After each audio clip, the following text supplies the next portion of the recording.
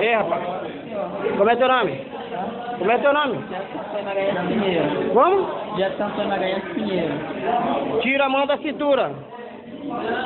Tira a mão da cintura, rapaz. Senhor, não. Tu levou a bolsa da mulher? Não, senhor. Mas tu pegou. Só foi que mais no cheirar mesmo. E tu entrou por onde a casa dela? Pelo fundo do quintal. Pelo fundo do quintal? Senhor.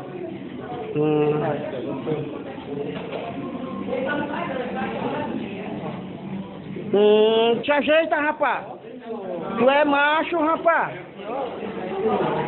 Te ajeita. Não.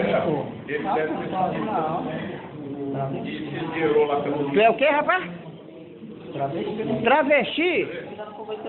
Tu primeiro entrou na casa da senhora ou lá na loja, pô? Eu passei por lá para sua loja e estava maltrando. Tava saindo da casa da senhora. Senhor. Tu faz o que na vida, rapaz?